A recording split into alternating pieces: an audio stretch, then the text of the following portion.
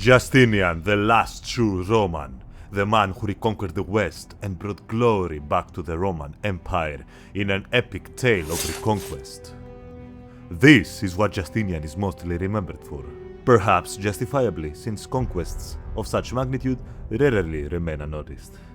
However, when searching deeper, these achievements seem less and less impressive when compared to what Justinian had to achieve in the interior before advancing on the exterior. Absolute power within the state needed to be acquired first. For every ruler, including Justinian, after assuming the government's highest position, power can be analyzed on three levels that separate figureheads from actual leaders. The first level is the one concerning the internal enemies. Their extermination is essential for the ruler to move forward with any of his plans. The second level, after securing the ability of decision-making, is the control of his own terrains. To what degree does the ruler and the state, by extension, benefit by possessing the domains and resources it does? Most rulers usually struggle with the first two steps, but not Justinian.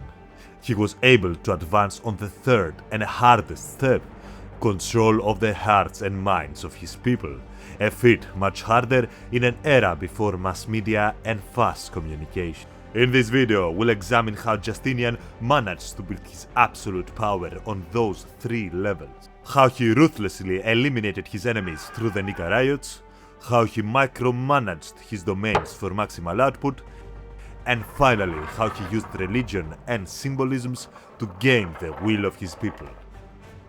All in all, becoming one of the most powerful and effective rulers of the pre-modern era.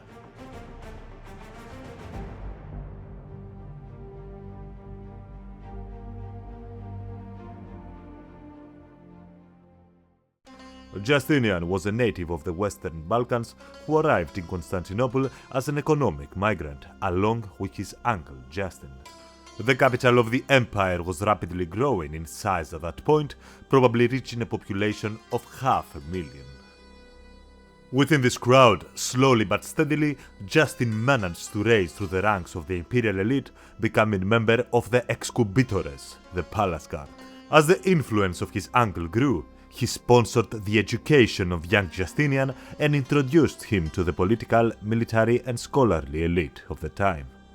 The position of Justin as the head of the palace guard eventually secured his rise to the throne, not without first sidestepping the nephews of the previous emperor Anastasius. With his uncle on the throne, Justinian took a more and more active part in the administration and surrounded himself with capable people of the era. Like John the Cappadocian, a man with a great administrative vision, and Tribonian, the chief architect of the codification of laws under Justinian. One can thus imagine the ideal conditions under which Justinian became emperor. A 45-year-old with extensive experience in politics, broad education and a hand-picked board of advisors. This all begs the question, how could this powerful administrative body almost allow for its own destruction by the angry mob of Constantinople during the Nika riots? In our point of view, this would be Justinian's gamble to attain the first level of internal power. In the theory that we would like to present, based on factual data taken from Geoffrey Griatrex's study, we claim that the emperor would have staged the Nika riots to benefit from exposing his potential enemies, while clearing the way for the transformation of the empire in his own image. The motives behind such an act would be the following. The capital has been overflooded with migrants from the imperial interior, thousands of men in search for better lives. Most of them wouldn't have been as lucky as Justinian. Those excess men would often cause trouble within the city, as attested. A massacre of the likes of the Nika riots would help getting rid of them. The aforementioned young men would be in part absorbed by the Dims. Those are athletic unions supporting charioteering teams with great influence in politics. The influx of men in the capital increased their power as the newcomers acted as urban militias, imposing their will on imperial policies. Defeating the Dims in a straight-up confrontation within the capital would greatly increase Justinian's prestige. Next, even though there was no clear inheritance system within the empire, Anastasius' nephews would be prime contenders for usurpation. Even if they never attempted something on their own, they would be the first pick of anyone trying to depose the emperor. This is what actually happened during the Nika riots, leading to the execution of Hyparius after he was proclaimed emperor by the mob. Additionally, all hidden enemies that the emperor may have had found the perfect opportunity to put forth their plans. That was the case with many senators. They were exposed during the Nika riots and then faced the consequences. The power of the Senate was considerably diminished after the Nika riots. Last but not least, any destruction caused by the rioters would be used as an excuse by Justinian to rebuild parts of the city in his own vision. After establishing the motives for staging the Nika riots, we must examine the evidence. First and foremost, Justinian and his advisors would be fairly capable of stopping the riots even before any violence occurred. There were certain techniques with which peace in the capital was always secured. Chief amongst them, the emperor would support one of the two main Dims, blue or green, in order for the violence to be directed against the benefited Dim instead of the government. Secondly, even when violence slowly commenced, Justinian could have given in to the crowd's demands. What they requested initially was just the release of two Dim members, one blue and one green, who had been condemned to death due to violence but miraculously survived. Pardoning them would not make the emperor lose face, since he could claim it was God's will for them to survive. Thirdly, the riot was taking place slowly within the span of a week. The Imperial Guard was stationed within the city, and even if it was used against the rioters from time to time, it did not fully commit until the last day. There lies the final piece of evidence. On the final day, the rioters finally proclaimed Hyparius, one of Anastasius' nephews, as emperor inside the hippodrome itself.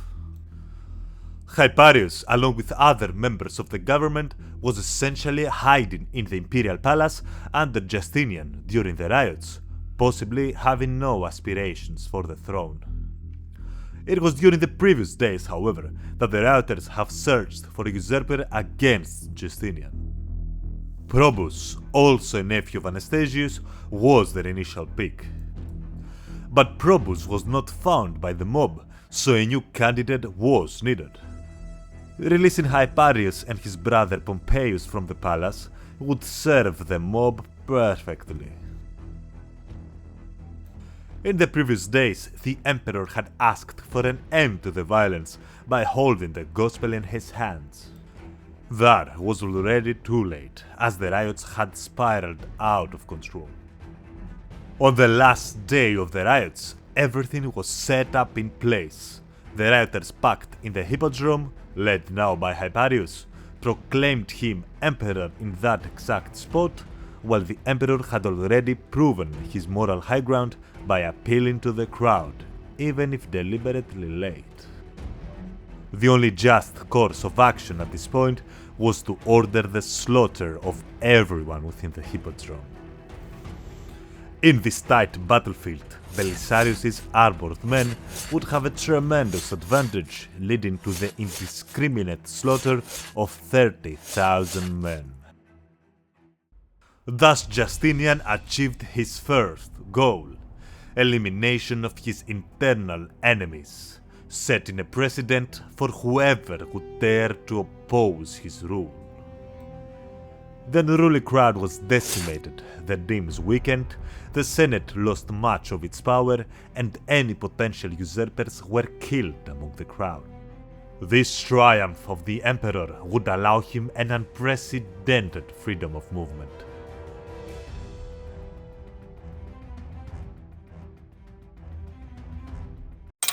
After the Nika riots in 532, Justinian was now free to expand the empire in the interior.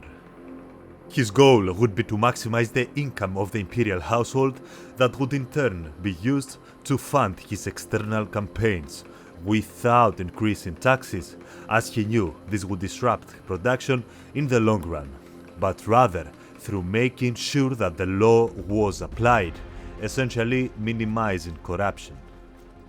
Secondarily, he would make sure that imperial lands would be administered in the most efficient way possible. First, in Constantinople, order after the Nika riots would be restored with the appointment of two officials, the praetor of the people and the quaestor.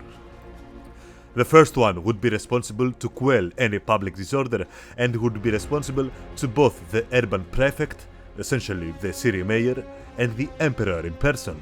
Thus, Justinian would exercise extra control on the city. The quaestor would assist the praetor, but his task would be more specific, as he would act as an immigration controller.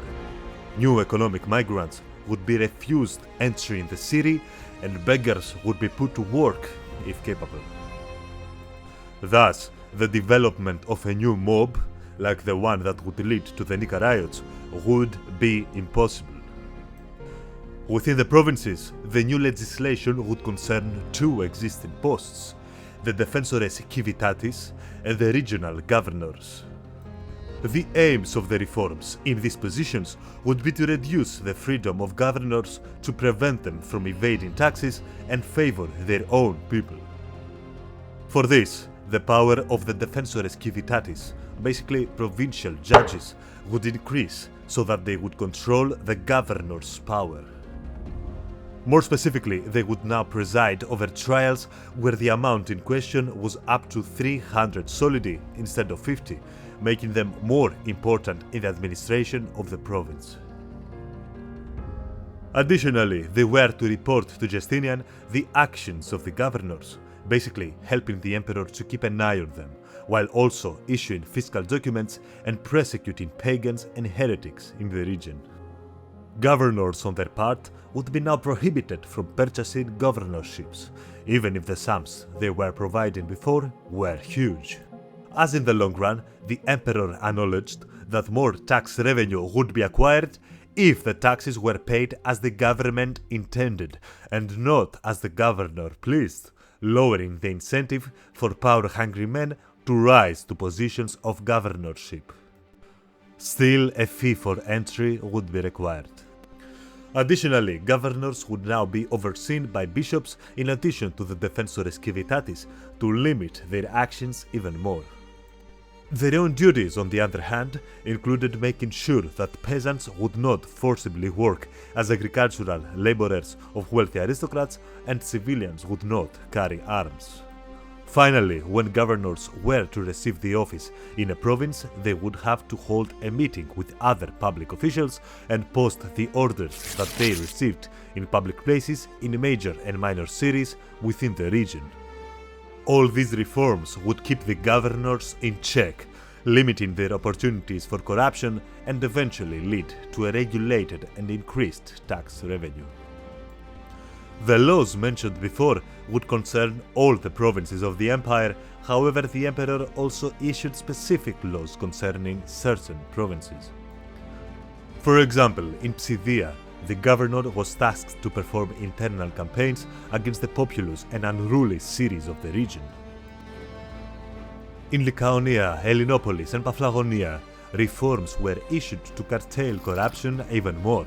The regions would now be called Prefectures Justiniani, taking the name of the emperor in purpose, of course. In Cappadocia, much of the land would be assigned as an estate directly funding the imperial household.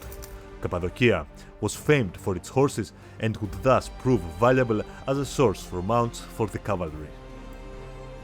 Next, in unruly or bordered provinces like Palestine and Arabia, the civil and military command would be separated to better administer local crises.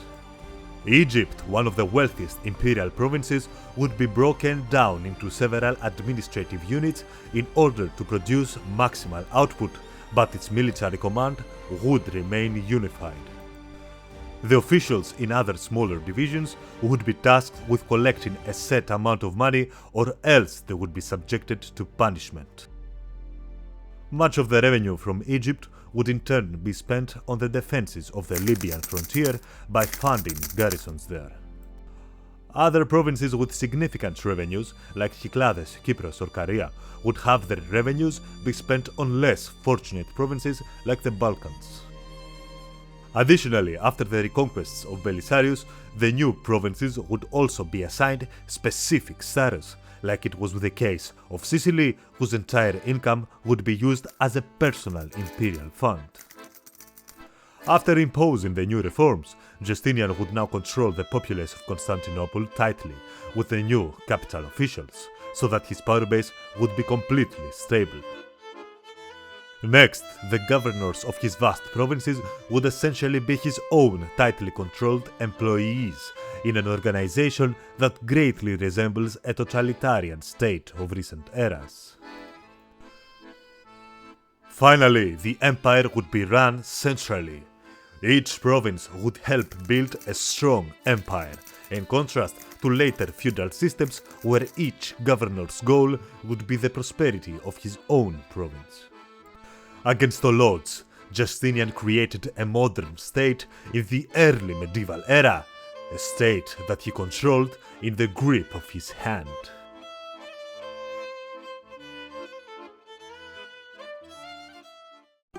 In a totalitarian state, however, the head of government is hated, or at least feared, and thus, on the first sign of his weakness, his subjects would attempt to revolt.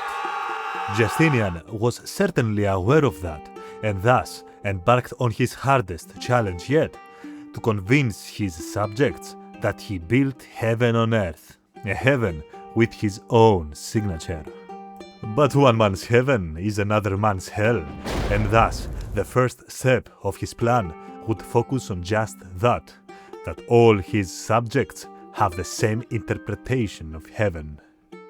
Justinian heavily favored the Nicene Orthodox Creed, as public officials and positions of power could only be assumed by men of the leading dogma, while at the same time he persecuted all other forms of religion. The remnants of the old pagan ways were heavily injured by the closing of the Academy of Athens, while heretics like Arians and Nestorians and religious beliefs like Manichaeism were persecuted. Religious minorities like the Samaritans and to a certain extent Jews were also hunted down. The strongest religious group outside of imperial acceptance, the Monophysites, could not be dealt with force. Thus Justinian attempted to compromise and bring them closer to the Orthodox Creed in one of his failed projects. Nevertheless, in Justinian's time, the empire stood more religiously united than ever before, even by force. Now that the matter of the subject's religion was being settled, it remained for the emperor to assume the ultimate status within this new faith, equal only to the biblical king Solomon. Agia Sofia, the church of God's holy wisdom, was something much more than a simple church. Built on the ruins of the city of Constantine, Agia Sofia rose to the size of a hill inside Constantinople, visible to a traveler even from a great distance. To a provincial man, or even a foreign traveler, this would be the most impressive building he could have ever seen, larger than any church or temple, and much more elaborate, even if smaller, than the pyramids of Giza. But the true magnificence of the building will be hidden inside. Its spectacular interior would have been the single largest interior space of the era, a space illuminated by windows on the base of the huge sky-like dome, a space with the intense aroma of incense and an acoustic that allowed for carefully constructed hymns to echo like angels' voices, would have given a visitor the impression of entering not in a regular building, but in the residence of God on earth. Truly, to the regular visitor, Justinian had not just beaten King Solomon, he set a new standard for religious architecture for the next millennia.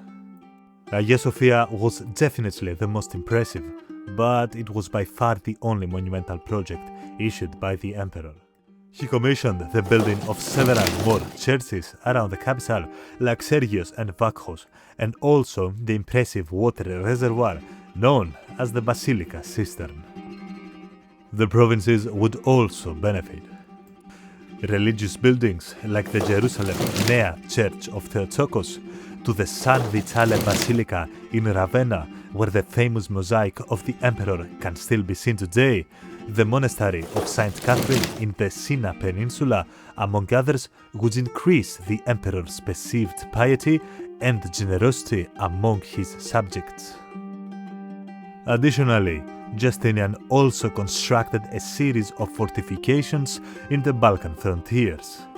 He renovated the hexamillion wall at the entrance of the Peloponnese, issued the building of the impressive Zagarios Bridge in Anatolia, and last but not least, he seems to have not forgotten his roots, as he built, close to his birthplace, the city of Justiniana Prima, a completely new settlement bearing his name. No matter where his subjects lived, there was now no excuse. The emperor's name and legacy were all around. Wherever Justinian's watchful eye could not reach, his building projects and religious policy made sure that it was felt across the land.